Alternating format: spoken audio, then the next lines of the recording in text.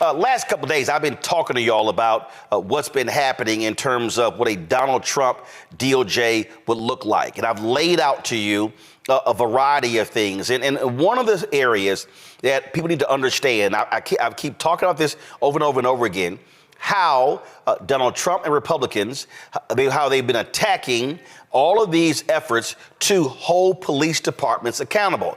Yesterday, the DOJ, Civil Rights Division, Christy Lopez, they announced what they found against Lexington, Mississippi. Now, I told you all this, and it's still real. The Biden-Harris administration, their DOJ, they have launched 12 patterns and practices investigation against police departments nationwide. It doesn't count the investigation of the juvenile detention centers in Texas and the other efforts. It doesn't even talk about what they've been doing when it comes to redlining and housing discrimination. This is just patterns and practices. But I want you to put this in perspective. In 4 years of Donald Trump's Department of Justice, I told you this yesterday, how many patterns and practices investigation have they done? One. That was Vial Platte, Louisiana. One. You literally have an attorney general in Jeff Sessions, who was Trump's first attorney general, and then Bill Barr, where they said, you know what, we're going to pull back from these consent decrees. We're really not going to do this because this is hurting police morale. Oh, it's a few bad apples out there, but you know, it's not really that big of a deal.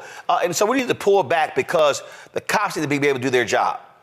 He and Barr complained about in the post-George Floyd world, this was just too much, and police were getting criticized, and they were being held accountable. And so that just simply wasn't fair. You know, that's real. And so if you think that that's what Donald Trump's Department of Justice looked like the first time, what the hell you think it's going to look like the second time? Remember, Baltimore had a consent decree that the federal judge is about to approve. Trump gets in, Sessions tries to get rid of the consent decree. And the federal judge in the city of Baltimore said absolutely not. They didn't like the consent decree that was against the Chicago Police Department. In fact, Jeff Sessions, and I'm going to play it later, literally complained about that, saying, well, this just wasn't right. I mean, we need more police in Chicago. He wasn't standing up for civil rights. He wasn't standing up for regular, ordinary people. Jeff Sessions was literally saying we should be doing more to protect the cops as opposed to the citizens, and he was giving lip service. Now, I'm going to show you several documents and places in video. I'm going to bring in my panel right now. Christy Lopez, a professor at Georgetown Law School. Sinyangwe, founder of Mapping Police Violence in Los Angeles. Renee Hall is the national first vice president for the National Organization of Black Law Enforcement Executives. Noble, she is the former police chief in Dallas. Glad to have all three of y'all are here. Before we start, this is literally what Jeff Sessions had to say about how police, they've just been undermined all across the country. We've undermined the respect for our police and made oftentimes their job more difficult. And it's not been well received by them, and we're not seeing the kind of effective community-based, street-based policing that we found to be so effective in reducing crime, I think.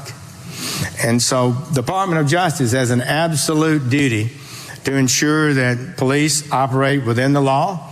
And if they violate the law, they've committed a crime just as much as any other citizen who commits an assault. And we'll do our duty. I've done that as United States Attorney to prosecute police officers who do wrong. But we need, so far as we can, in my view, help police departments get better, not diminish their effectiveness. And I'm afraid we've done some of that. So we're going to try to pull back on this. And I don't think it's wrong or mean or insensitive to civil rights or human rights. I think it's out of a concern to make the lives of people, in particular the poor communities, minority communities, live a safer, happier life, so that they're able to have their children outside and go to school in safety, and they can go to the grocery store in safety and not be accosted by drug dealers and get caught in crossfires or have their children seduced into some gang. So we can do better about this, and that is part of what my thoughts are about this whole situation. Lying the whole time. You know, when he left, 3 Republican attorney generals put this opinion piece in the Washington Post. Go to my iPad. When you go through this piece right here, it was Bill Barr, Edwin Meese, Michael Mukasey. When you go through this piece, they talk about the great job that he did and his deep commitment to the Department of Justice and how, look at this, he made him a nominee of unexcelled temperament. And it goes on and on. Sessions took office after the previous administration's policies had undermined police morale with the spreading Ferguson effect, causing officers to shy away from proactive policing out of fear of prosecution. You see how they try to justify steep declines in the rate of violent crimes from 1992 to 2014 were reversed in the last administration's final 2 years, with violent crime generally up 7%, blah, blah, blah, blah, blah. Many people were concerned that the hard-won progress of earlier years would be lost. Look at this here. So when you keep going, and I was going through it, y'all, and something just jumped out at me. I kept going through it. And how he did immigration, and he did this, and America's freedom of speech, and how he protected religious expression. And I just kept going. And I kept going. Look at this here. Hezbollah, narco-terrorism. You get to the end. Not a single word about police reform or civil rights in this entire piece. That, folks, is what you need to understand in what you are dealing with. Now, why am I laying all of this out? Because Donald Trump has already talked about his tough talk. In the next hour, we're going to talk about Project 2025 and what it says here. But you need to be mindful that if Donald Trump gets back into the Oval Office, what you heard yesterday, that ain't happening. You're not going to have patterns and practices investigation. You're not going to have police who are held accountable. You're not going to have a Department of Justice that's aggressive when it comes to prosecuting hate crime laws. You're not going to have a Department of Justice that is aggressive in dealing with racial, first of all, racism in lending, housing discrimination. None of that stuff is happening. All of those things that you've seen in the last 4 years under the Biden-Harris DOJ ain't going to happen. And one area where black folks must be scared to death is if Donald Trump allows police to run amok in this country. I want to start with you, Christy. You wrote a piece in the Marshall Project, why Jeff Sessions should police the police. Consent decrees can improve law enforcement even in cities that aren't investigated.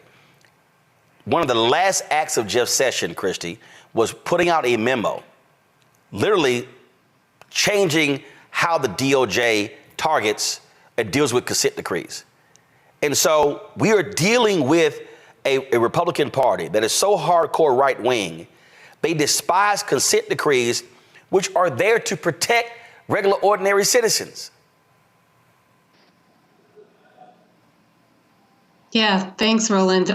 It's exactly right. Consent decrees are hardly radical documents. All they do, they're documents that say, hey, we found that you're violating the Constitution and violating people's rights and people are getting hurt and killed. And so this is a plan for you to violate or to actually follow the law. You know, it is a pro-rule of law document.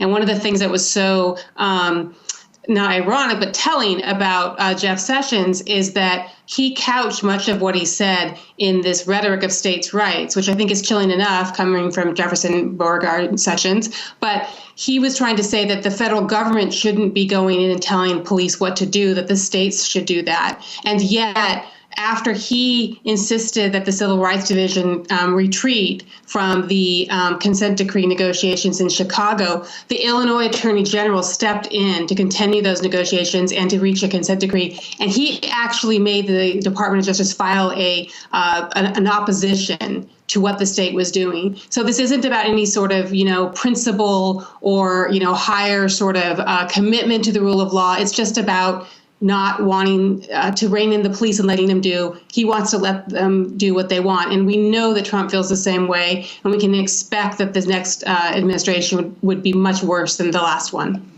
Renee, what jumps out here is that the reason the federal government is so important here is because of oversight. In the history of black people in this country, the last place black people could get justice was because of the federal laws, because of what Christy just said, how states' rights and how these states operated. Black folks look to the federal government, not just when it comes to policing, not just when it comes to hate crimes, but in education, in housing, in everything, because the U.S. Constitution was totally different than many of these state constitutions. But when you have individuals who are giving this states' rights rhetoric, who do not want the DOJ to have a firm hand, that should scare to death regular, ordinary citizens, because if left to their own, up to their own devices, we're going to see more Lexington, Mississippis all across the country. And we know about the patterns and practices investigation and the consent decrees that have been in Cleveland, that have been in Chicago, that have been in Philadelphia, that have been in New Orleans, and on and on and on. Thank you, Roland. What I would like to say is I grew up in the Detroit Police Department, and we had a consent decree for more than 13 years.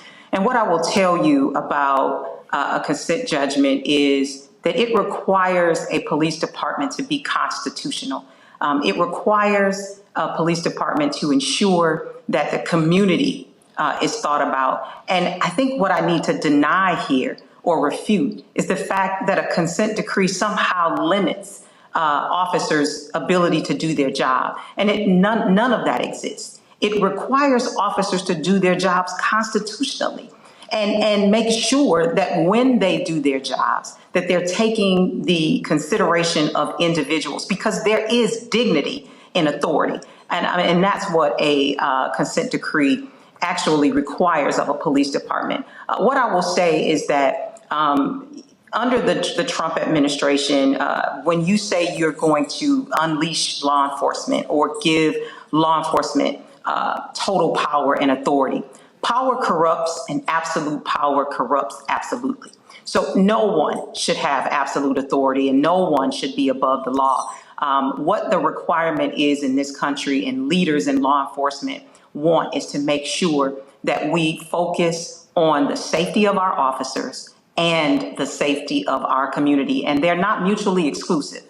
We want to make sure that everyone has an opportunity to have an encounter. Everyone needs to have the opportunity to call on law enforcement if there is a concern. But they also need to have the right that when law enforcement shows up, that they show up ethically, integral, and with the utmost respect, even when they're showing up to take someone to jail. And I think that when we continue to perpetuate the thought that police officers will have this ultimate authority and that there's some level of corruption in that, we put officers at risk as well.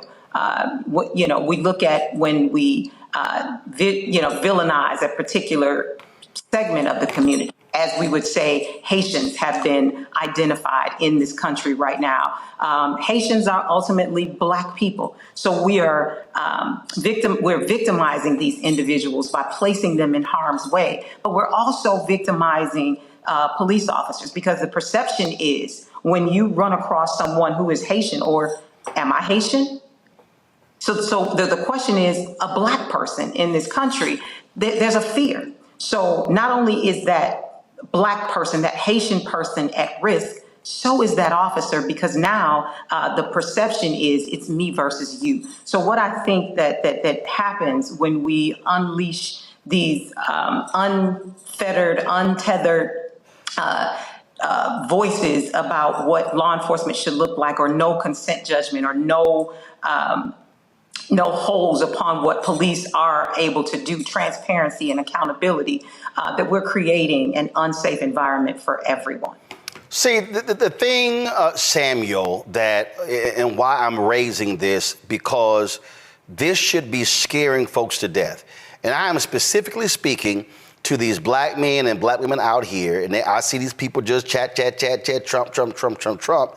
And I'm like, y'all don't understand what's going on here. This has been, under Biden-Harris, this has been the most aggressive Department of Justice Civil Rights Division since Robert Kennedy. And if Trump gets back in, all of these civil rights efforts, putting prison guards, wardens in jail for abusing inmates, as I said, the redlining, the mortgage fraud, the housing discrimination, the policing patterns and practice investigation, all of those things are going away if the hard right gets back in, because the likes of the Senator Tom Cotton, they want more people in jail. They don't care if people are beaten. They don't care if people are brutalized, and they've shown that. Absolutely. And one of the big reasons why you see Donald Trump and the right wing so angry and so intent on rolling back this progress that the Biden-Harris administration has made is because these consent decrees are making a difference in cities across the country. My organization, Mapping Police Violence, did one of the largest data collections around use of force ever conducted in this country. We got data from thousands of different law enforcement agencies across the country, including most of the agencies that are under consent decrees. And what we found was the vast majority of agencies under consent decrees reduced police use of force over time, saw substantial reductions in police use of force, especially in places like in Baltimore, places like Seattle, even places where the Justice Department stepped up and did an investigation, and state AGs had to step in and finish and put those police departments under consent decrees, like in Chicago, where you see a reduction in police use of force about 40% over the past several years under that oversight. So these consent decrees are working in protecting communities, especially Black communities, from police violence. And so we can't allow the Trump administration to roll that progress back. That's exactly what they want to do. We need to actually do the opposite and build on the progress that the Biden-Harris administration has laid out by actually expanding the breadth of police departments that are under that oversight. So currently, going all the way back to the beginning of pattern and practice investigations back in 1994 to the present day, there have been about 80 police departments that have undergone pattern and practice investigations. And not all of those have been put under consent decrees. In a nation with 18,000 different law enforcement agencies, so that's less than 1% of all the law enforcement agencies in the country have been under that level of scrutiny. And we know that the issue of police violence and racism in policing is not limited to only 1% or fewer than 1% of agencies. It is a systemic issue that, in fact, when we look at the data around use of force, more than 70% of all law enforcement agencies are demonstrating racial disparities in police use of force. More than 80% of all law enforcement agencies are reporting racial disparities in arrests, including in Lexington, Mississippi, where the DOJ report showed that 1 in every 4 residents in the town, a town of 1,200 people, 1 in every 4 residents was arrested by the police department. And Black people were arrested at more than 17 times the rate of white people. So think about the level of police violence and intervention and oppression and incarceration that people are experiencing, not only in Lexington, but all across the country. That's why we need the DOJ to step up what it's doing, and why we can't go back by putting Donald Trump in the driver's seat. Christy, you said something that I thought that was really important when you talked about, and Renee, you also said the same thing, that it's not like it's stopping cops from doing their jobs. Okay, the police who are complaining, they're complaining because they're mad they can't beat folks up.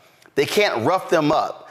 They can't call them the N-word. They can't do the type of things. I mean, cops in Chicago, they admitted of using the N-word. They admitted dropping gang members off in rival territories just to see them run and scurry off. Those type of things happen.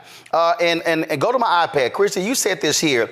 You said, during the 6 years I spent investigating police departments and negotiating consent decrees for the Justice Department Civil Rights Division, I cannot remember attending any gathering related to policing when I wasn't approached by someone from a place the Justice Department had never investigated and probably never would, who still said consent decrees had improved policing in their city. That was the earnest lieutenant eager to tell me of changes that his department made to training and use of force reporting. The community leaders who told me how he and others had convinced town officials to change the way fines and fees are collected after pointing them to our Ferguson consent decree. The sergeant telling me she had read every one of our consent decrees and kept her chief apprised to ensure their department had mechanisms to detect and respond to incidents of officer misconduct. Law enforcement officials sometimes sent me new policies and trainings revised after reviewing our consent decrees. The reality is there are cops, there are commanders, there are chiefs who understand and who want these things. It was the mayor of New Orleans who called the DOJ in. And so you've seen these things, but what you really have is you have fraternal order police, you got unions and others. What they cannot stand is the one word that people hate the most, accountability. And that's why they despise consent decrees. And folks on the right want to go along with them because they don't want to hold them accountable for their actions. Yeah, I think that's really true. They don't want accountability. And, you know, you saw in the Lexington report how much accountability is needed. They had a chief who called people the N-word, and before that was calling Black people routinely boy, right? So this was their chief of police. So you can imagine the atmosphere in that community. And people don't even want accountability for that kind of department and that kind of chief. But I want to be clear that this is hard. If it was easy to change policing, you wouldn't need all of these different people, the Department of Justice, civil rights attorneys working on it, right? It's hard, but we have to keep in mind, one of the things I learned at DOJ was that it's not, a lot of policing is not about public safety. What you saw in Ferguson is the same thing you saw in the Lexington report, that it's for revenue. You oftentimes see that the police are doing something that other people could be doing, but we've just gotten so used to the police doing it that we invest all of our money in policing like they were doing in Lexington.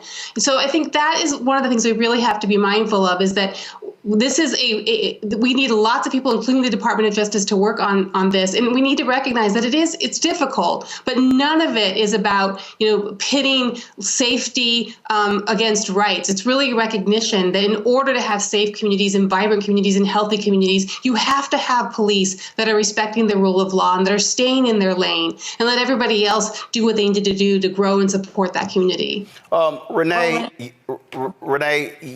I want you to jump with that comment, but I want to put this question first, and that is, you've been a police chief, and a lot of people think, great, new police chief, stuff is going to change. But the reality is, it is hard as hell when you start drilling down, because I saw it living in Chicago. Cops who ran superintendents out. I've seen other cities where police officers, oh, hell no, we're going to oppose every single thing. I've talked to police chiefs who have been frustrated that even though they have this lofty title, they actually can't turn this battleship around because of massive resistance of people who do not want to do the right thing by its citizens. Go ahead. So I wanted to start by saying I would be remiss if I did not tell you that when we speak of law enforcement, it is unfair to speak in generalities and in absolutes. I spent more than 2 decades in law enforcement in 2 major cities, in Detroit and in Dallas. And I would have been appalled if people felt that I was this racist police officer who was unethical and used unnecessary force on a regular basis. So I just want to say that we're not talking about all police, but we do have individuals in law enforcement that challenge the ethics and the integrity of law enforcement. And it's those individuals that we speak of. And so it's those individuals that if we allow to go unchecked, if we allow there to be no accountability and no transparency, then that is the danger and what makes our communities unsafe, as much as having any level of violence or crime in our communities. But Roland, I do want to hit on the fact that leadership matters. And it's extremely important. And oftentimes when you have a leader who comes in and wants to address culture in law enforcement, and let's be clear, culture in law enforcement is what creates the Sonia Masseys, the George Floyds. When we see these and I could go on and on and on, but it's the culture of law enforcement that we see that creates that. But oftentimes when you have a leader who wants to challenge the status quo, you do have associations and unions who will do whatever it is that they can. And they have this power and this level of authority, this the financial ability to contribute to coffers of those city managers, mayors, council members, and even other elected officials to have the influence to push out those individuals who are attempting to change the trajectory of law enforcement and make sure that we're holding people accountable, that, we are making sure that those 21st century best practices are in place so that we don't have to have a consent judgment. There are patterns and practices that are ideal, that have been laid out by 21st century best practices that all agencies can follow to ensure that law enforcement is ethical and transparent and accountable and community oriented. We teach police how to be police. And if we have general orders and policies and procedures in our police agency that teaches them how to do it ethically, constitutionally, and with the highest level of integrity, then that's what we produce in our agencies. But we have to have the ability to create that without the influence of individuals who have a little bit more power than those leaders who show up to make those changes and who don't get an opportunity because there are forces that are working against them and force them out of that situation. And Samuel, the reality is politicians, they covet the endorsements of police unions on the local, state, and federal level. They understand the power that they have, what they give in terms of resources. And also the public pays attention to who police unions and fire department unions, who they actually endorse. But what we're seeing here, we're seeing an increasing number, and y'all track this, an increasing number of people who are still being shot by police. The settlements are getting larger and larger as well. And then Donald Trump is on record. He wants to go after, and Sessions said this, and Barr said it, but he's made it clear. They are going to go after progressive DAs, and they talk about, oh, they're soft on crime. No, they're mad that district attorneys are actually increasing number, are prosecuting cops for their actions. Absolutely. And so, as you said, we're seeing increases in deadly police violence year over year. This year is already breaking records that were set the last year, which broke the record that was set the year before. So we can't pour gasoline on this fire and make everything worse by electing Donald Trump. That is exactly what he's promising to do, to leverage the power of the federal government to go after not the police departments that are the ones that have the highest rates of use of force, the ones with the largest racial disparities, the ones with the worst issues.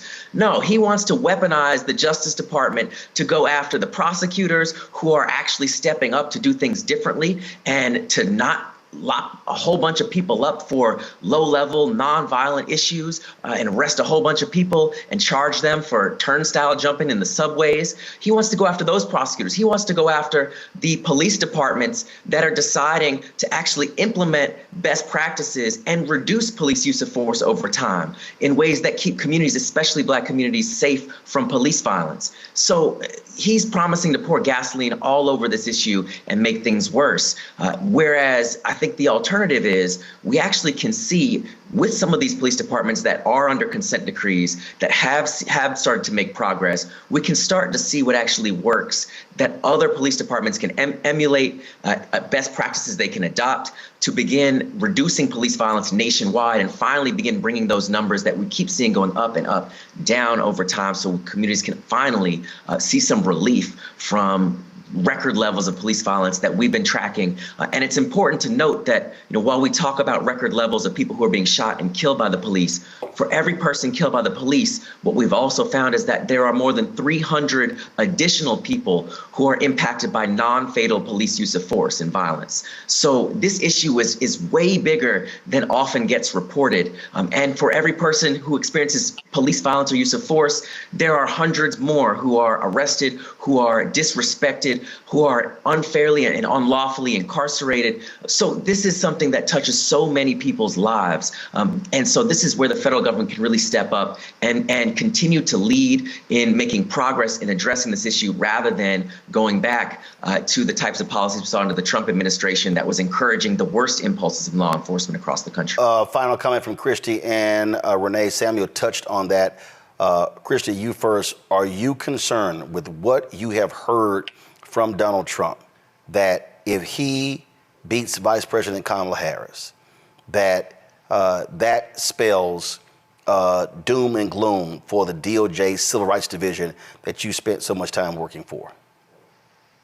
Yeah, I wish I was exaggerating, but I really do think it could be the end of the Civil Rights Division as we know it. And I don't say that lightly. There was great damage done under Sessions and the first time that Trump was president, but he's vowed to actually move people out of Civil Rights Division, have them do other things. And I don't think he's playing. On the other hand, you have right now, DOJ is really learning and building on the lessons they've learned over the years and making these consent decrees better. And so I really, they're just on the verge of really a breakthrough, and to go back to something that could really put us back 50, 100 years is really killing to me.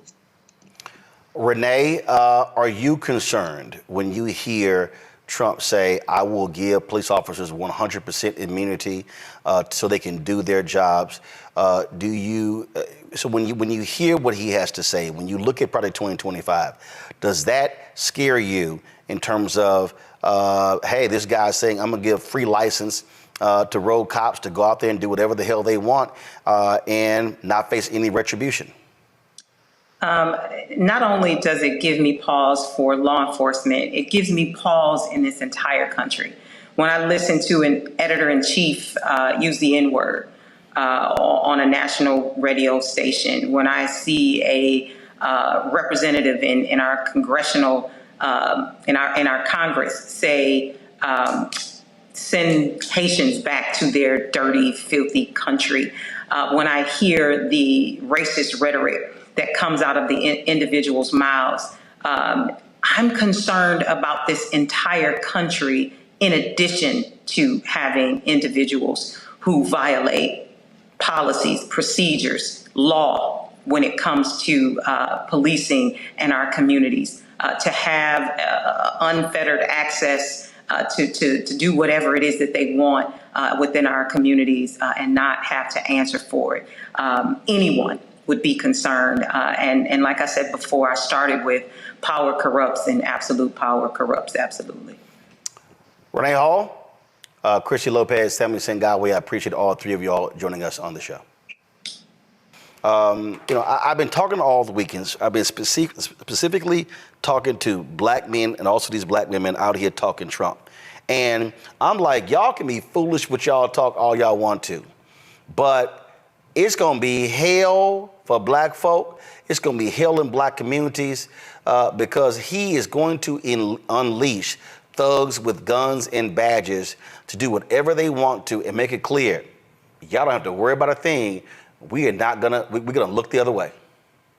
Well, I think it's very clear if you just look at Project 2025. They lay out exactly what they're going to do. This is the first time in history that we don't have to guess what an administration will do. We have a full playbook on it. And just look at what happened with Clay Higgins in Congress yesterday or a couple of days ago. When you were talking about in this way about Haitian Americans, I'm Haitian American, so I take it personally.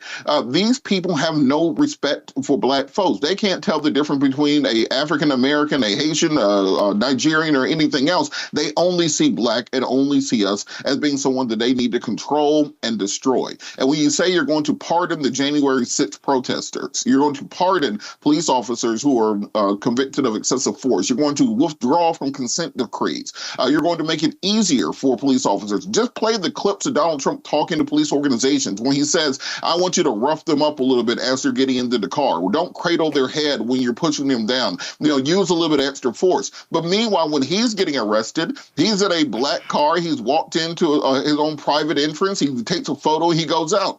He doesn't want the same treatment for himself that he's prescribing for African-American men around the country. So for the people saying, well, Kamala is a cop or this, that, and the other, just look at Project 2025 and see exactly what they have planned for him. And don't just say that you want the lesser of two evils. You have to understand that one side is legitimately evil. Then there's a reason that you have white supremacists supporting him. If you want to know who someone is, look at the company they keep. You're going to see a lot of Confederate flags at those Trump rallies that you're not going to see at the Kamala Harris rallies.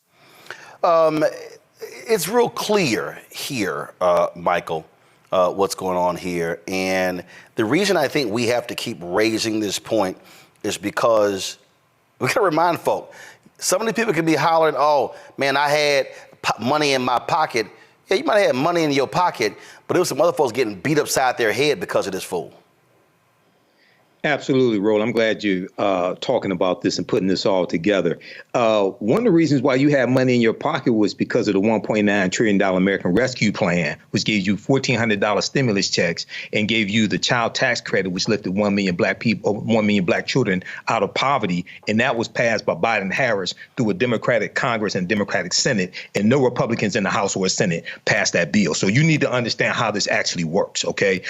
Secondly, I'm glad you mentioned Jefferson Beauregard Sessions, because not only did Jeff Sessions do that speech and say they need to take a hands-off approach to policing, and he was Donald Trump's first attorney general. He also, you mentioned him trying to back out of the Baltimore consent decree. He also tried to back out of the Chicago consent decree as well, which was being put in place right when Trump took over, when he won in 2016. Something else that Jefferson Beauregard Sessions did that does not get talked about a lot is President Obama in 2013 put together the National Commission on Forensic Sciences. And this was designed, he brought together experts in the field, and this was designed to reduce the number of people who are wrongfully convicted based upon bad science, bad forensics, and convicted and also put on death row.